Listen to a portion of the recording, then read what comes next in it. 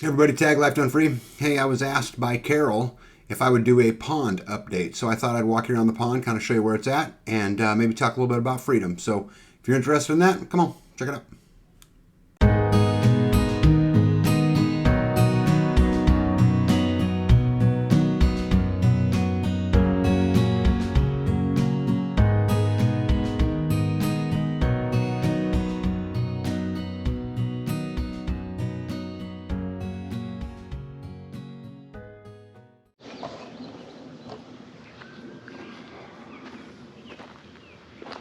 Well, it has been requested of me to do a pond update, so I thought I'd come down here to the pond. As you can see, it's full. And the Lily dog, she sure seems to like that. We have fish coming here in just a couple days from a company called Arkansas Pond Stalkers. And they'll be bringing in the bait fish, bluegill, catfish, sunfish, minnows, a couple grass carp to keep the grass down. But I'll walk you around a little bit. This tree's funny. So this tree stood up in these woods until I took its support trees down.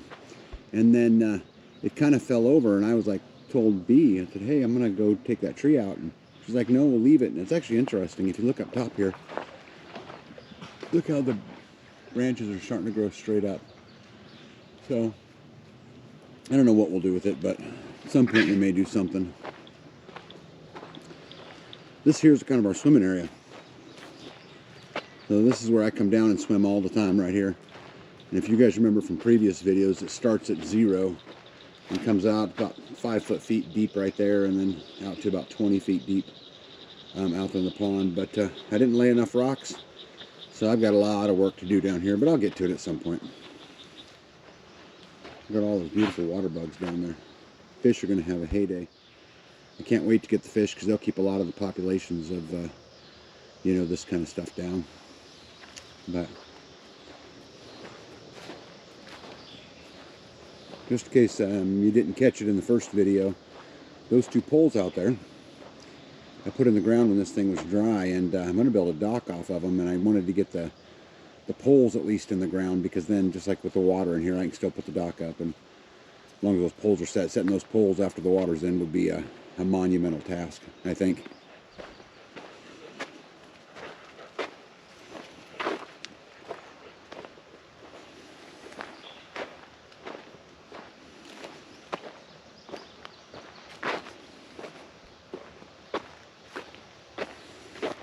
I know you guys seen in a lot of videos, here's cowpeas. My wife plants things in the weirdest places. But you know what? It makes her happy. I'm happy. Isn't that just a beautiful view? And I'll show you some interesting stuff. So we planted this clover on the back of this dam.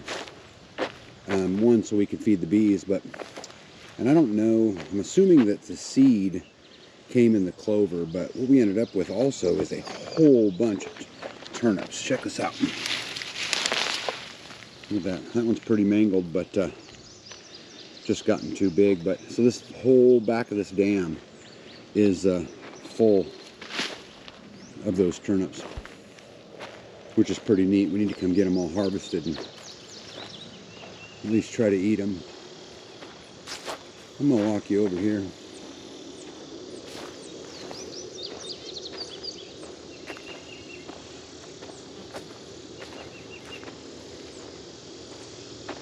I love being back here. This is one of the best investments that I made. It's about a 2-acre pond. You know, I've always been pretty forthcoming on, you know, what things cost and, you know, those kind of things. So just give you kind of the rundown. So it was 2-acre pond. It is 21 foot deep for most of the bottom. All of the sides are pretty steep. I did that on purpose to keep down the, you know, the cattails and things like that. So in total, with dam work, all the trees, and again, this whole area was solid woods when we began this project. But I spent just right at $30,000 putting this pond in. But what an amazing water source that it has become and will continue to be. And you know, we'll use it for you know, way more than just a water source. We'll use it for recreation. We're going to put up a zip line at some point, and obviously stock it full of fish and, you know, all those kind of things. I need to get in here and get this dam mowed down, but I'm kind of chicken. It's pretty steep, and I need to figure out a better way to, you know, to kind of mow it down. Let me see if I can take you over here a little bit. I came over here today and mowed just a little bit. And I'm not really a big mowing fan. I think it's kind of a waste of time, but the problem is if you don't keep it mowed, then it just gets to where you can't really deal with it. So I don't mow this stuff all that much, but I do come over and mow it from time to time.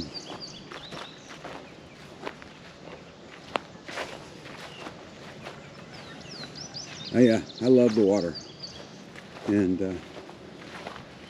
you know, I could spend a lot of time in there. It's cooling. There's a lot of days I come out after I've, you know, worked all day long and it's super hot outside, and I'll just come and jump in the pond and swim around a little bit. And you can see my island here.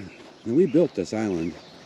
I was hoping to be able to create a habitat for some birds, you know, geese and ducks and things like that. But so this channel right here, which I kind of wish now I would have made a little wider, because I'm concerned that maybe a coyote could jump it. Not 100% sure, but it's about 12 foot deep here. So even this water, excuse me, here, you know, is pretty deep. This pond goes right up back through those two trees and winds back up in that gully, you know, quite a ways. But this ought to be a lot of fun to get some fish in. So for the person that asked me to do an update on the pond, here's your update on the pond. Hope you enjoyed it.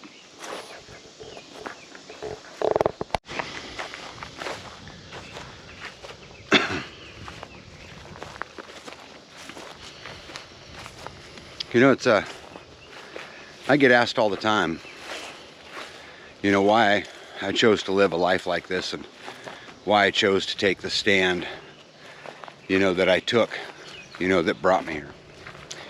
And you know, it's not what a lot of people would think. You know, a lot of people, you know, want to be homesteaders so that they can, you know, lower their carbon footprint, or you know, where they could, you know, produce for themselves, you know, where they could, you know, save a little money or whatever it is. But for me, it was a little bit of a different reason.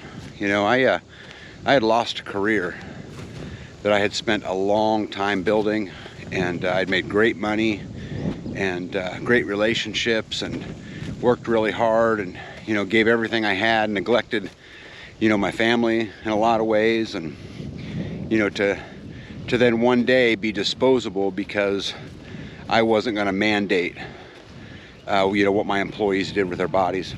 And, you know, when all that stuff happened, you know, I had made the decision right then that I won't play in the game no more, and I'm not going to. I'm going to continue to push these boundaries of living free for the number one reason, so that people can't hold stroke over me. You know, they can't say, hey, you know, well, you can have electricity if your social credit score is good enough. Or you can charge your electric car if your social credit score is good enough. Or you can have this or that. I'm just not playing the game anymore. I'm gonna make do for myself and rely on myself, and it's hard. You know, I am, you know, the electric man, and I'm the water man, and I'm the sewer man, and I'm the heating guy, and I'm the, you know, the plumbing guy, and, you know, I'm everything, but I'm also free. I don't have to rely on anybody to do those things. You know, I don't have any bills. I don't have a mortgage. You know, I've got to pay my taxes. That's true, and that's theft, which I'd love to figure out how, you know, not to have to do that.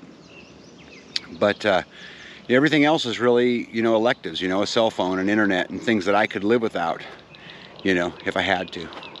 So again, my goal for the channel, my goal for living free was just to stick it to the man and say enough's enough. You know, I am the master and you are the slave. And that's the way it's going to be in my world.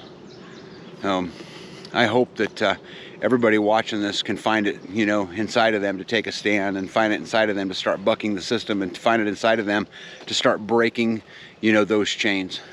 And if you can do that, you'll be empowered, you'll be living freer, and you'll be able to withstand a lot better than everybody else. So I hope you go live free.